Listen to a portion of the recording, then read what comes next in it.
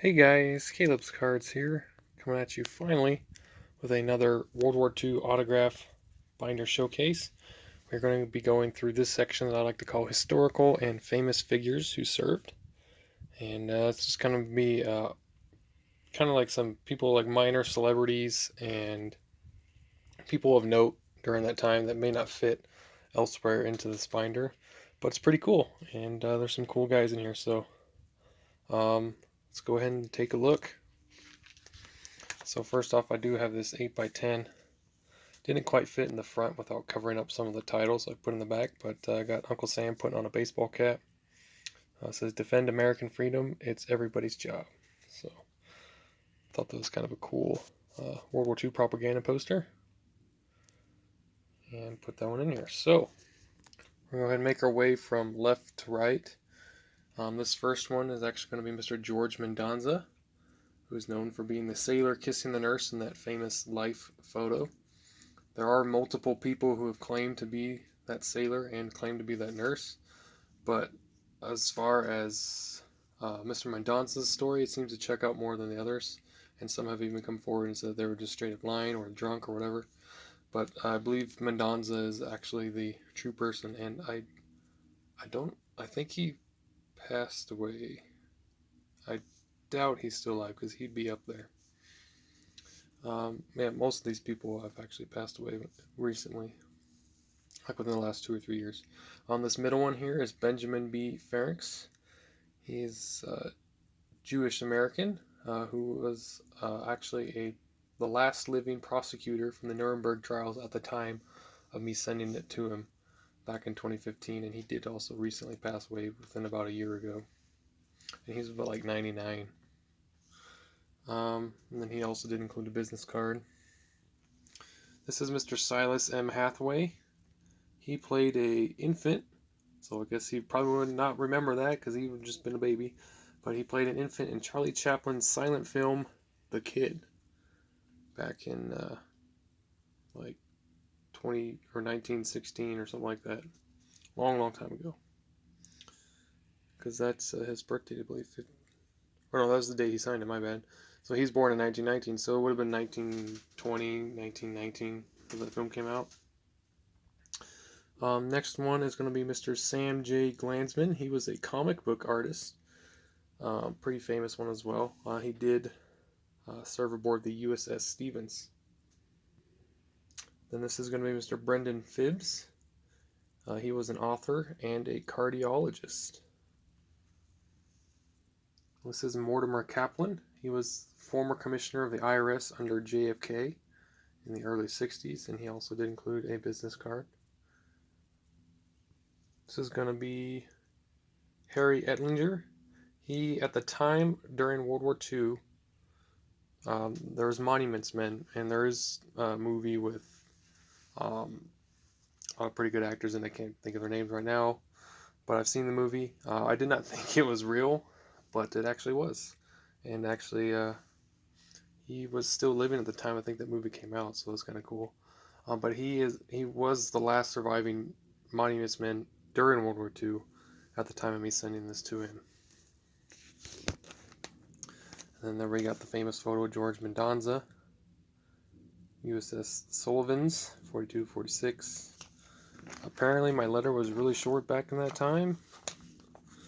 I don't know why, but he just put,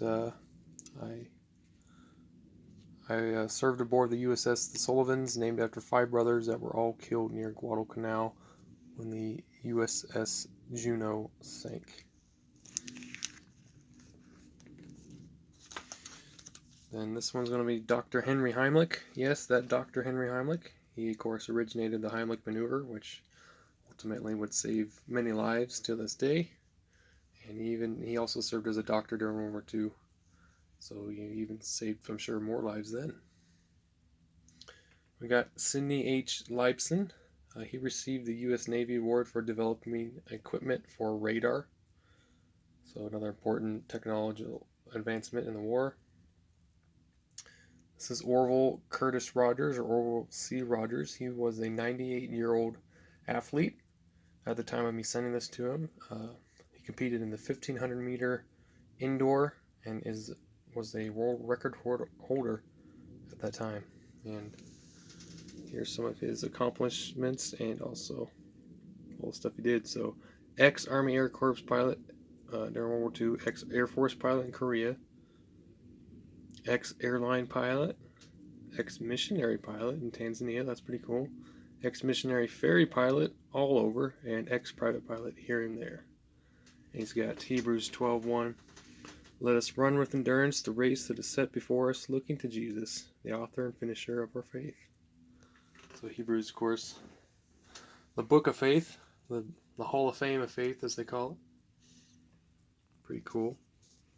Pretty cool verse as well. So, Mr. Joe Hale is this middle one in red. He was a Disney animator. We'll see some more stuff from him later on, but he also served on in Iwo Jima, so he saw some stuff. This is Burke Waldron. I don't think we have to expound too much on that one, but Mr. Burke Waldron did pass away recently. Had some physical trouble. I think he said he had fallen off his bike and sadly just went downhill from there. But he's famous video of him during a Seattle Mariners game. The throw at the first pitch, he ran out to the mound, and at the time he was like 93, 94 years old, and threw like a perfect strike to home plate. So, pretty cool guy. Then we got Mr. Phil Coy, who did also sadly pass away recently. I think he was 101 or 102, but he was a Pittsburgh Pirates stadium usher for like 82 years or something. Still going to like 98 or 99. So he's kind of a legend there in Pittsburgh, and a legend among the TTM community, actually. Here we had a little extra pamphlet from Mr. Heimlich, who includes some stuff, which is pretty cool of him. This was somebody. Phil. I'm not too sure where that note came from. There's Orville Rogers. He did include some photos. That's him after his world record. And here's him. So pretty cool photos that he included.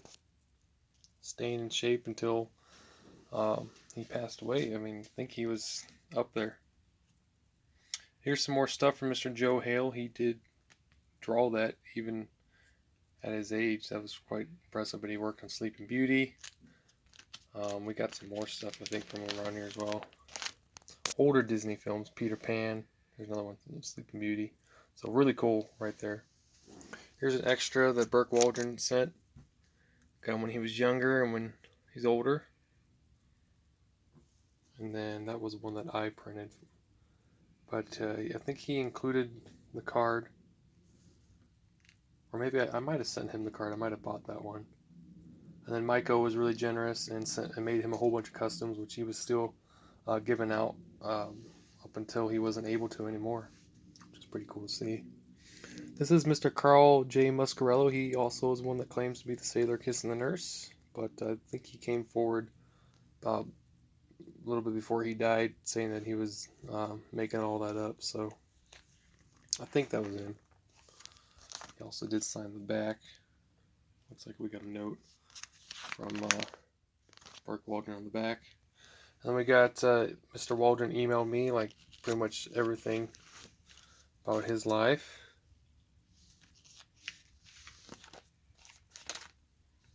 So that was cool. And they will read all the stuff that he did before and after the war and during. Tons of pages. So really cool. Here's an extra. That's a facsimile signature, but it's still cool. Blown up photo that Mr. Muscarello included. And this one was also an article. It's really hard to see him, but I got Edith Colin Shane, who was one of the nurses who claims to be, but I don't think it was her either. I think the one recently passed away. I wasn't able to get her as well. Well, she passed not recently. It's been a while, actually. This next one is Mr. Daniel Zack. He was a sonar man aboard the USS Laffey, also known as the ship that wouldn't die. This is Mr. Richard M. Bransick. He was a monuments man after World War II. And this one is Captain William F. Liebenow. I think he signed the back. He was the captain who spotted JFK, President JFK, needing rescue after his boat PT-109 had sunk. So if Mr. Liebenow wouldn't have been directing that ship or hadn't seen him, we may never had John F. Kennedy as president. And sadly, Kennedy being assassinated and all, but did some good things for the country. So who knows what history would have turned out like? You never know. And finally, we have this one. This is signed by Captain Julian Bud Rice. He was a pretty popular airlines pilot who actually flew some missions during World War II as well. I think he flew a lot between Europe and the U.S. So pretty cool. But he was a popular pilot at the time. So that's it for this section. Next up will be Women in World War II, which should be a pretty cool one as well. So looking forward to doing that when I get a chance. So thanks guys for watching. Talk to you later. Bye.